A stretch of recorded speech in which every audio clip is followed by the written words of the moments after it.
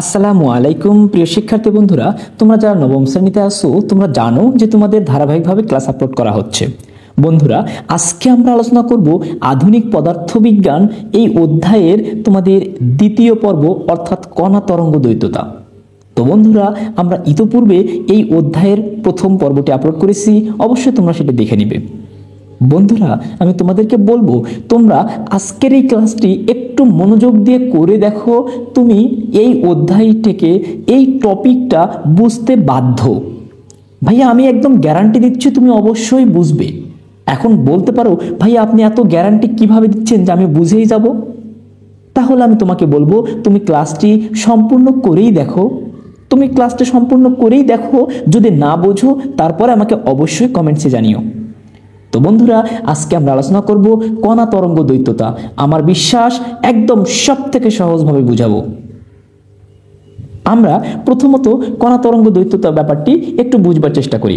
দেখো, আমরা এখানে প্রথমত বলছি যে কণা তরঙ্গ দ্বৈততা কি। দেখো, আমরা সবাই তরঙ্গের সঙ্গে পরিচিত। তো বন্ধুরা, তরঙ্গ ব্যাপারটা কি ইতোমধ্যে আমরা কিন্তু আলোচনা করেছিলাম। তোমরা আমার যদি এর আগের পর্বটি দেখে থাকো তাহলে তোমরা এই ব্যাপারটা খুব সহজেই বুঝে যাবে। যদি না দেখে থাকো অবশ্যই পূর্বের ক্লাসটি আগে দেখে নিবে। তরঙ্গের সঙ্গে তরঙ্গ দৈর্ঘ্য, কম্পাঙ্ক, পর্যায়কাল, এই ব্যাপারগুলো আমি একটু ভেঙে ভেঙে তোমাদেরকে বোঝানোর চেষ্টা করতেছি। তরঙ্গ দৈর্ঘ্য, কম্পাঙ্ক এবং পর্যায়কাল ইত্যাদি নানা রাশি সংযুক্ত থাকে এবং সেটি এক স্থান থেকে অন্য স্থানে শক্তি বয়ে নিয়ে যায়। তো ব্যাপারটা কি আমি একটু বিস্তারিত বোঝাবার চেষ্টা করি। দেখো, আমি প্রথমত আগে তোমাদের সংজ্ঞাগুলো দেখাই। এখানে দেখো, আমরা কিছু সংজ্ঞা লিখে রেখেছি আগে থেকে, যাতে করে লিখতে গেলে আমাদের ভিডিওটা অনেক বেশি লং হয়ে যায়, সেটা যেন না হয়। দেখো, পর্যায়কাল ব্যাপারটা কি, যে সময়ে তরঙ্গের উপরস্থ কোনো কণার একটি পূর্ণ স্পন্দন সম্পন্ন হয় তাকে বলা হয় পর্যায়কাল। কি মাথায় ঢুকলো না? কোনো সমস্যা নাই, আমি তোমাদেরকে বুঝিয়ে দিচ্ছি চিত্রের মাধ্যমে। তোমরা শুধু সংজ্ঞাটা এখান থেকে লিখে নিবে, আমি দেখো চিত্রের মাধ্যমে তোমাদেরকে বুঝিয়ে দিচ্ছি ব্যাপারটা কেমন।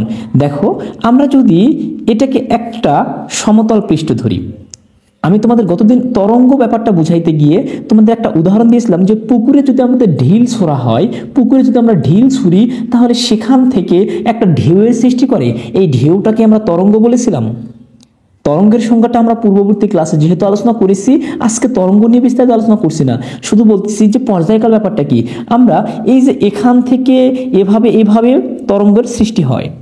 তো বন্ধুরা, এই যে তরঙ্গের যে সৃষ্টি হইল, এই তরঙ্গের সৃষ্টির ব্যাপারটা আমরা গত পর্বে আলোচনা করেছি। আজকে আমরা আলোচনা করি পর্যায়কাল ব্যাপারটা কি।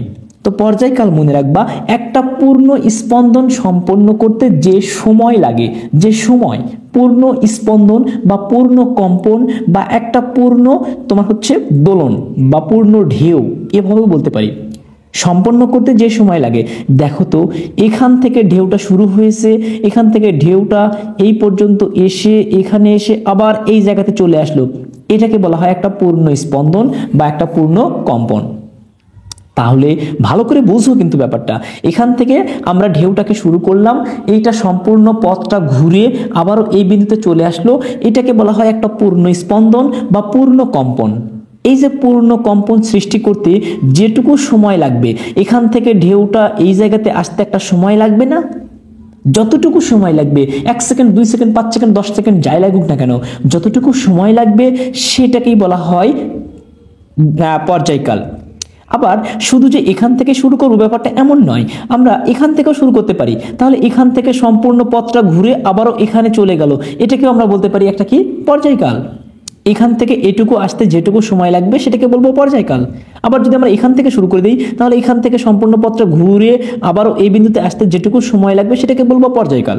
তাহলে পর্যায়কাল ব্যাপারটা কি তোমরা নিশ্চয়ই বুঝে গিয়েছো। এরপরে দেখো, তোমাদের আরেকটা টপিক ছিল হচ্ছে কম্পাঙ্ক। দেখো, তোমাদের দ্বিতীয় টপিক একটা ছিল হচ্ছে কম্পাঙ্ক। এখন কম্পাঙ্ক ব্যাপারটা কি সেটা আগে বুঝবার চেষ্টা করো। দেখো বন্ধুরা, কম্পাঙ্ক আমি এখানে প্রথমে সংজ্ঞাটা আগে তোমাদেরকে বলে দিচ্ছি। দেখো, কম্পাঙ্ক কি, প্রতি সেকেন্ডে যতগুলো পূর্ণ তরঙ্গ সৃষ্টি হয় তাকে তরঙ্গের কম্পাঙ্ক বলে। প্রতি সেকেন্ডে যতগুলো পূর্ণ তরঙ্গ সৃষ্টি হয়, পূর্ণ তরঙ্গ অর্থাৎ ভালো করে খেয়াল করো, আমরা ধরে নিলাম যে 1 সেকেন্ডে 10টা পূর্ণ স্পন্দন বা পূর্ণ কম্পন সৃষ্টি হয়, তাহলে এই ব্যাপারটাকে বলবো আমরা কম্পাঙ্ক। পূর্ণ স্পন্দনটা কি বলেছিলাম একটু আগে আবারও খেয়াল করো যে এখান থেকে কম্পনটা শুরু হয়েছে বা স্পন্দনটা শুরু হয়েছে, এখান থেকে সম্পূর্ণ পথটা ঘুরে এই যে এইটুকু আসতে, এই পথটাকে, এই যে সম্পূর্ণ পথটাকে আমরা বলবো একটা কি পূর্ণ স্পন্দন বা পূর্ণ কম্পন। এই যে একটা পূর্ণ কম্পন সৃষ্টি করতে যতটুকু সময় লাগে সেটাকে বলেছি পর্যায়কাল। একটা পূর্ণ তরঙ্গ সৃষ্টি করতে যতটুকু সময় লাগে সেটাকে বলেছি পর্যায়কাল। আর কম্পাঙ্ক কি বলতেছি, যে 1 সেকেন্ডে যতগুলো পূর্ণ কম্পন সৃষ্টি হয়। আমি ধরে নিলাম যে এই যে এখান থেকে এটুকু আসতে সময় লেগেছে ধরে নিলাম হাফ সেকেন্ড, বা আমরা ধরে নিচ্ছি যে 1 সেকেন্ডেরও অর্ধেক সময় লাগছে। তাহলে আমরা পরের অর্থাৎ ফুল 1 সেকেন্ডে তাহলে কি পাবো, 2টা পাবো। ফুল 1 সেকেন্ডে তাহলে আমরা কি পাবো বন্ধুরা, 2টা।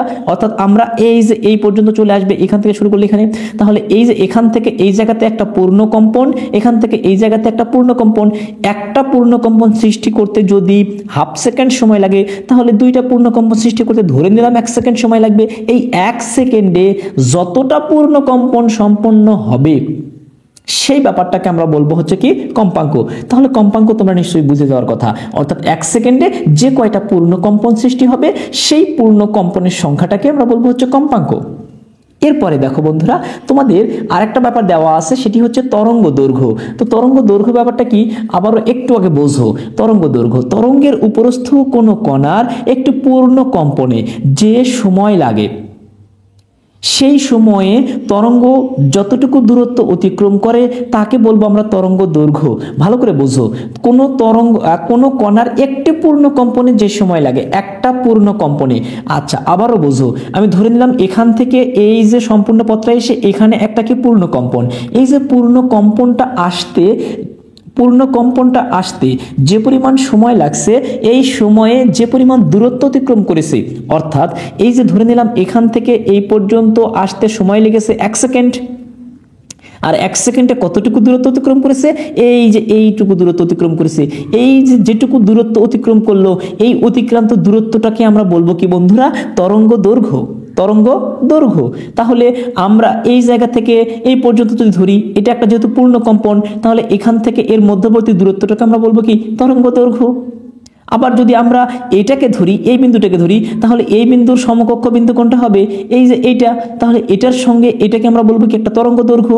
কারণ এখান থেকে পথটা ঘুরে আবারও এই বিন্দুতে আসতে এটাকে একটা পূর্ণ কম্পন, আর একটা পূর্ণ কম্পন সম্পন্ন করলে যে পরিমাণ দূরত্ব অতিক্রম করে সেই অতিক্রান্ত দূরত্বটাকে বলবো তরঙ্গ দৈর্ঘ্য। তাহলে তরঙ্গ দৈর্ঘ্যটা কি তোমরা নিশ্চয়ই বুঝে গেছো। এবার দেখো বন্ধুরা, আমরা এই ব্যাপারটাকে একটু আবারও পড়ি, তাহলে তোমরা খুব সহজেই বুঝে যাবা। ভালো করে দেখো, তাহলে এই যে তরঙ্গ, আমরা কিন্তু গত পর্বে আলোচনা করেছিলাম যে তরঙ্গ শুধুমাত্র শক্তি সঞ্চালন করে, কিন্তু মাধ্যমের কণাগুলোকে স্থায়ীভাবে স্থানান্তরিত করে না। অর্থাৎ কোনো কণাই কিন্তু নিজের জায়গা থেকে সরে যায় না, সবাই নিজ নিজ জায়গাতেই থাকে, কিন্তু মাত্র শক্তিকে সঞ্চারিত করে, শক্তিকে এক স্থান থেকে আরেক জায়গায় নিয়ে যায়। এবার দেখো যে তরঙ্গের একটি খুবই গুরুত্বপূর্ণ ধর্ম হচ্ছে ব্যতিচার। ব্যতিচার ব্যাপারটা কি একটু বুঝবার চেষ্টা করো। যদিও এই ব্যাপারগুলো তোমাদের ছোট ক্লাসে আগে ছিল না, এগুলো ইন্টারমিডিয়েটের টপিক, তবুও আমি তোমাদেরকে চেষ্টা করছি খুবই সহজভাবে বোঝানোর। তো ব্যতিচার ব্যাপারটা বোঝার আগে তোমাদেরকে আরেকটা জিনিস বুঝতে হবে, সেটি হচ্ছে যে সুসংগত উৎসটা কি। দেখো আমি এখানে শুধু লিখে দিচ্ছি, তোমরা অবশ্যই এই সংজ্ঞাগুলো এখান থেকে লিখে নিবে। দুটি তরঙ্গ থেকে সমদশায় বা কোনো নির্দিষ্ট দশা পার্থক্যের একই তরঙ্গ দৈর্ঘ্যের দুটি আলোক তরঙ্গ নিঃসৃত হলে তাদেরকে বলা হয় সুসংগত উৎস। অর্থাৎ একই উৎস থেকে, ভালো করে বোঝো যে একই উৎস থেকে আমরা ধরে নিলাম যে এই উৎস থেকে 2টা তরঙ্গের সৃষ্টি হয়েছে, এবং দুইটা তরঙ্গের ক্ষেত্রেই তোমার হচ্ছে তরঙ্গ দৈর্ঘ্যের ক্ষেত্রে তরঙ্গ দৈর্ঘ্যের ক্ষেত্রে দশা পার্থক্য সমান। যদি এখান থেকে একটা তরঙ্গ সৃষ্টি হয়, সেটার দশা পার্থক্য যেমন হবে, আসলে দশা পার্থক্য ব্যাপারটা কি সেটা আগে বোঝো। দশা হচ্ছে যে এই যে তরঙ্গ যে হারে যাচ্ছে, এই তরঙ্গের যে কোনো একটা বিন্দু, সেটাকে বলা হয় দশা। আমি তরঙ্গের এটা একটা বিন্দু বলতেছি, তাহলে এটা একটা দশা। তরঙ্গের এটা একটা বিন্দু বলতেছি, তরঙ্গের এটা একটা দশা। প্রত্যেকটা, মোট কথা তরঙ্গ সৃষ্টি করতে গেলে কি হাজার হাজার বিন্দু দরকার, এই হাজার হাজার বিন্দুর প্রত্যেকটাকে আমরা বলবো হচ্ছে দশা।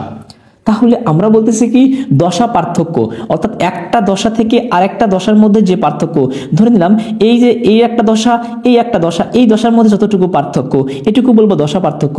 তাহলে আমরা বলতেছি যে দুটি উৎস থেকে সমদশায় বা কোনো নির্দিষ্ট দশা পার্থক্যের একই তরঙ্গ দৈর্ঘ্যের দুটি তরঙ্গ নিঃসৃত হলে, অর্থাৎ একই তোমার হচ্ছে উৎস থেকে দুটি তরঙ্গ নিঃসৃত হলে সেগুলোকে বলা হয় সুসঙ্গত উৎস।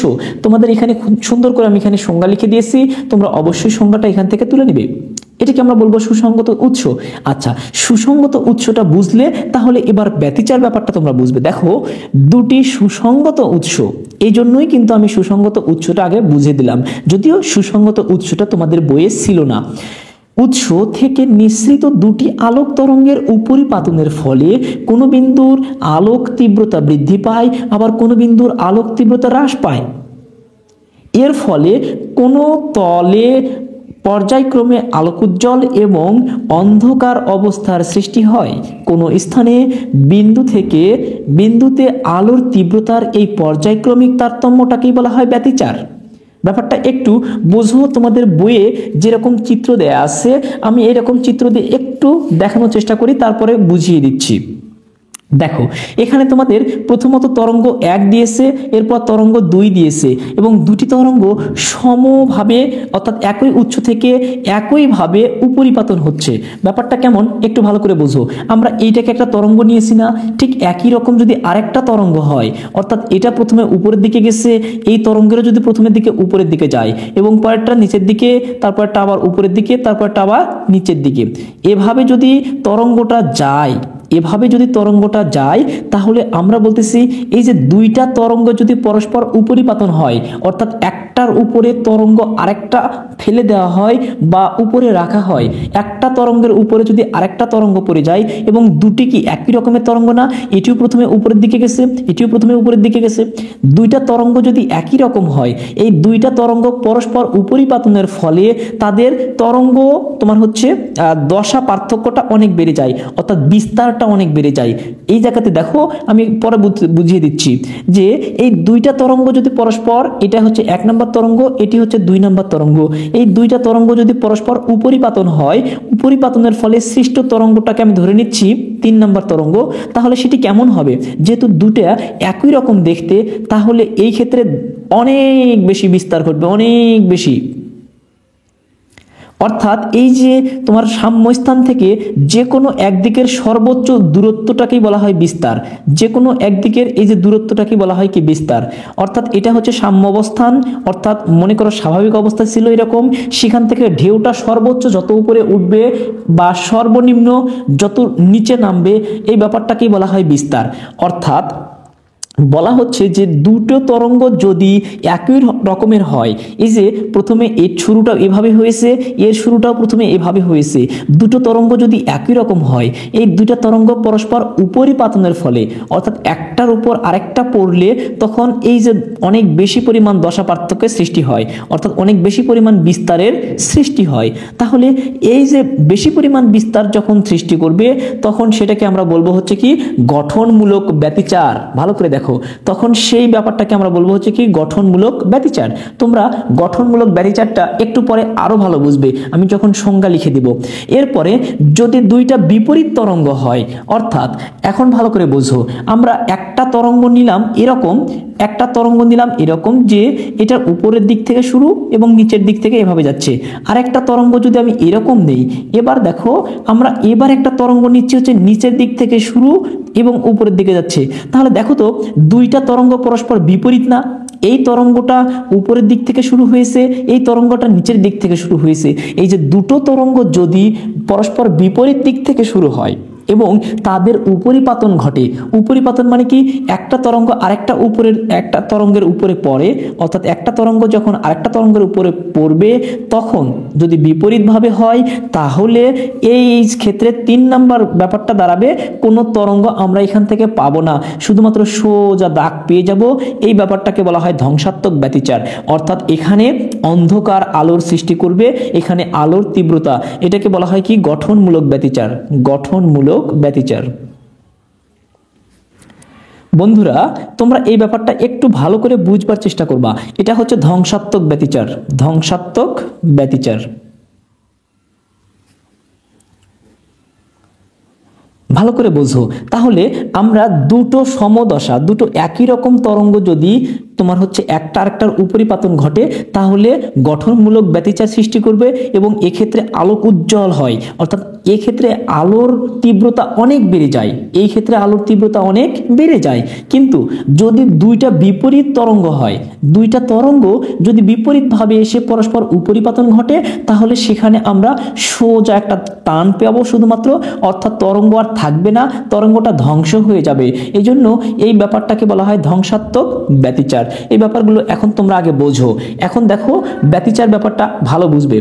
দুটি সুসংগত উৎস থেকে নিঃসৃত দুটি আলোক তরঙ্গের উপরিপাতনের ফলে, অর্থাৎ দুটো আলো পরস্পর উপরিপাতন ঘটতেছে, ফলে কোনো বিন্দুর আলোক তীব্রতা বৃদ্ধি পায়। এই যে বললাম কোনো বিন্দুর আলোক তীব্রতা বৃদ্ধি পেয়েছে, যেমন এই বিন্দুর আলোক তীব্রতা কি অনেক বেশি পাবে, এই বিন্দুর আলোক তীব্রতা অনেক বেড়ে যাবে, কারণ এই যে অনেক বেশি উপরে চলে যাবে, অনেক বেশি নিচে চলে আসবে, এই বিন্দুর আলোক তীব্রতা বৃদ্ধি পায়। আবার কোনো বিন্দুর তীব্রতা হ্রাস পায়, এই যে যেমন পরবর্তী চিত্রে এই বিন্দুর আলোক তীব্রতা অনেক হ্রাস পেয়েছে বা আলোটা একদম ধ্বংস হয়ে গেছে, অন্ধকার সৃষ্টি করেছে, এখানে আলোক তীব্রতা অনেক বেড়ে যায়, যার ফলে এখানে অনেক উজ্জ্বল আলো পাওয়া যায়, আর এখানে আলোর তীব্রতা অনেক কমে যায়, যার ফলে অন্ধকার আলো পাওয়া যায় বা অন্ধকার হয়ে যায়। তাহলে হ্রাস পায়, এর ফলে কোনো তলে পর্যায়ক্রমে আলোক উজ্জ্বল, এই যে অধিক পরিমাণে আলো পাওয়া যায়, আমরা এখানে বললাম যে অধিক পরিমাণে আলো পাওয়া যায়। এরপরে দেখো কি বলছে, অন্ধকার অবস্থার সৃষ্টি হয়, এই যে এখানে অন্ধকার অবস্থার সৃষ্টি হয়েছে।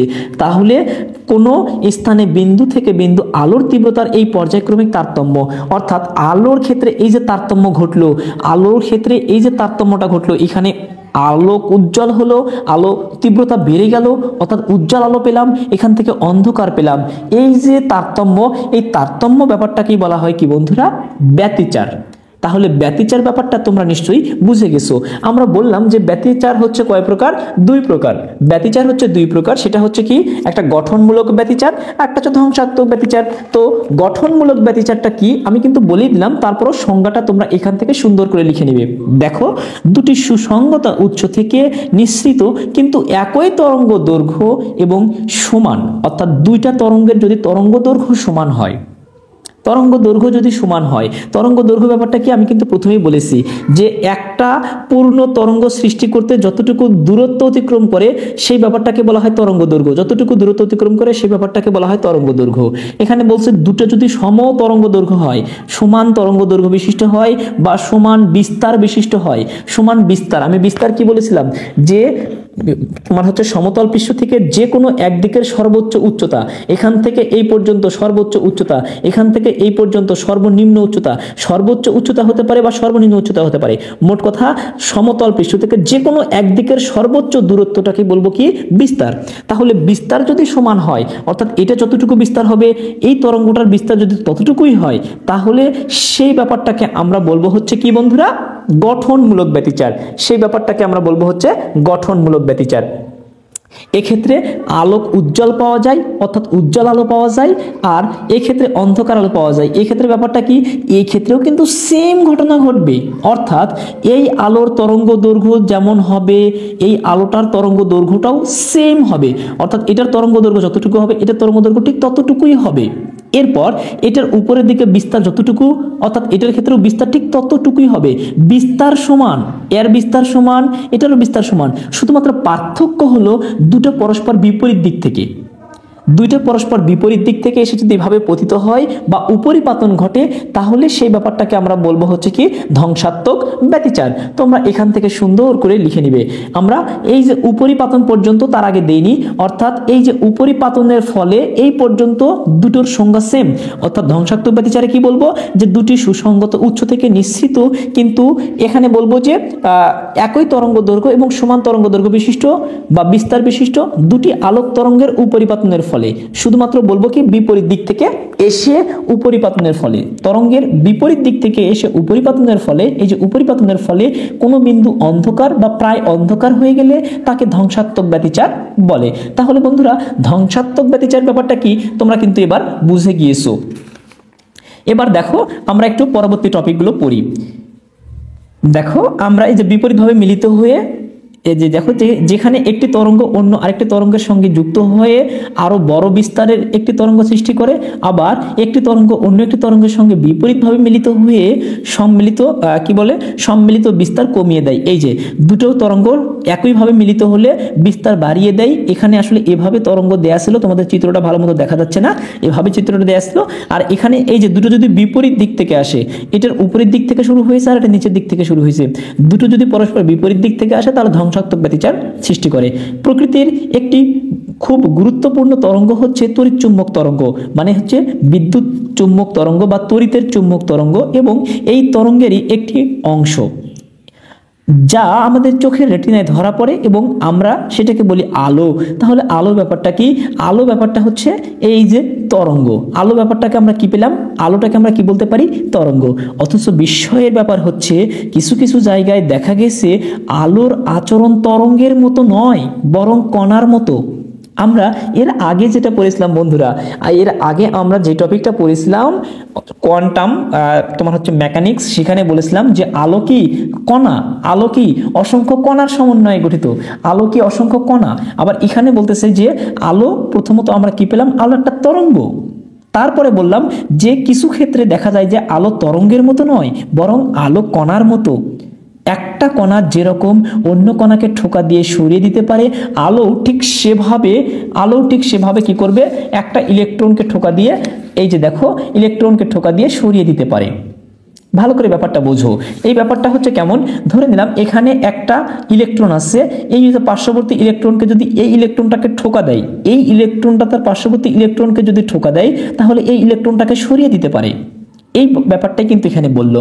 এরপরে দেখো কি বলছে যে আলোর কণাধর্মী এরকম একটা উদাহরণ হচ্ছে ফটো ইলেকট্রিক ইফেক্ট, যেখানে আলোর কণা বা কোয়ান্টা একটা ধাতব পদার্থকে আঘাত করে সেখান থেকে ইলেকট্রনকে মুক্ত করে দেয়। এই যে ব্যাপারটা আমরা একটু ভালো করে বুঝি। Electric effect, photo electric effect ব্যাপারটা কি একটু বুঝবার চেষ্টা করো। আমি প্রথমত আগে সংজ্ঞাটা তোমাদেরকে দেখিয়ে দিচ্ছি। দেখো ফটো ইলেকট্রিক ইফেক্ট অর্থাৎ এখানে বলছে কি যে উচ্চ কম্পাঙ্ক বিশিষ্ট, অর্থাৎ কম্পাঙ্কের মান যদি অনেক বেশি হয়, উচ্চ কম্পাঙ্ক বিশিষ্ট, কম্পাঙ্ক কি জিনিস আগে কিন্তু বলে দিলাম, উচ্চ কম্পাঙ্ক বিশিষ্ট আলোক রশ্মি কোনো ধাতব পৃষ্ঠে আপতিত হলে, যদি কোনো ধাতুর পৃষ্ঠে আপতিত হয় তাহলে তা থেকে ইলেকট্রন নিঃসৃত হয়, আর এই ঘটনাটা কি বলা হয়? ফটো ইলেকট্রিক ইফেক্ট, অর্থাৎ আলোর বিস্ফোরণ বা কণার বিস্ফোরণ। এই ব্যাপারটা হচ্ছে কি ফটো ইলেকট্রিক ইফেক্ট। তোমাদের বইয়ে খুব সুন্দর করে একটা চিত্র দেয়া আছে, দেখো এই যে পাশে একটা চিত্র দেয়া আছে যে এই যে একটা ধাতব পৃষ্ঠ, এটা একটা ধাতব পৃষ্ঠ, এই ধাতব পৃষ্ঠের উপরে কি পড়তেছে? এখান থেকে আলো এসে পড়তেছে। আলো এসে পড়লে এখানে ধাক্কা লেগে এখান থেকে ইলেকট্রনগুলোকে বের করে দেয়, এখান থেকে ইলেকট্রনগুলো নির্গত হয় বা বেরিয়ে আসে। এই যে ইলেকট্রনগুলো বেরিয়ে আসার যে প্রক্রিয়া, এটাকেই বলা হয় কি ফটো ইলেকট্রন ইফেক্ট, যেটা আমরা বললাম। এই যে দেখো আমরা সেটাই বললাম যে উচ্চ কম্পাঙ্ক বিশিষ্ট আলোকরশ্মি কোনো ধাতব পৃষ্ঠে আপতিত হলে তা থেকে ইলেকট্রন নিঃসৃত হয়, ইলেকট্রন বের হয়ে আসে, আর ইলেকট্রন বের হয়ে আসার এই ঘটনাটাকেই বলা হয় কি ফটো ইলেকট্রিক ইফেক্ট।